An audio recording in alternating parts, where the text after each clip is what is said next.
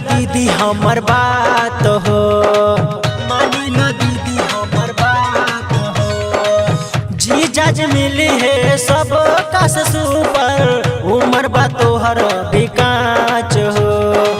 ध्यान तू धोला दीदी बोलो बमा बोला, पूरा होई सपना तोहार, कल तू पहिला सोमारी। जीजा जी मिली है झकास, कल तू पहिला सोमारी। जीजा जी मिली है झकास, कल तू पहिला सोमारी। पहिला सोमारी,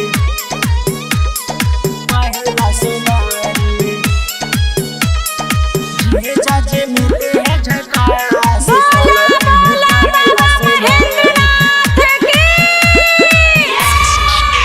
धल कंधवा पे कांवर, मिली जाई तोहरा पावर।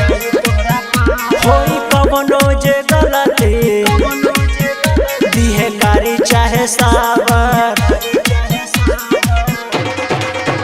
धल कंधवा पे कांवर, मिली जाई तोहरा पावर।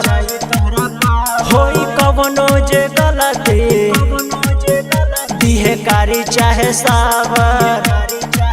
कोरोना चूक चाहे लग जाए भूख हर, लिए बाबा दुखबा तोहार, कल तू पहिला सोमारी।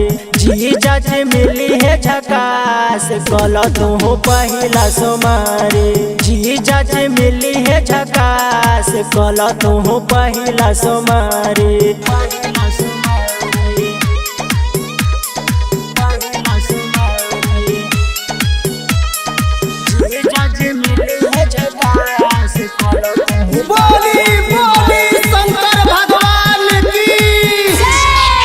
बाबा होई बड़ा दाने, हमर बात लो न माने।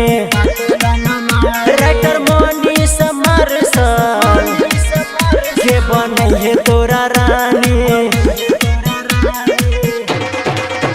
बाबा होई बड़ा दाने, हमर बात लो न माने। राइटर मनीष मार्शल, के बने है तोरा रानी। रजनी सा गुड्डू जस मिले सजन तोरा, हो जाई सपना साकार, कल तू पहिला सोमारी। जीजा जी मिली है झकास, कल तू पहिला सोमारी। जीजा जी मिली है झकास, कल तू पहिला सोमारी।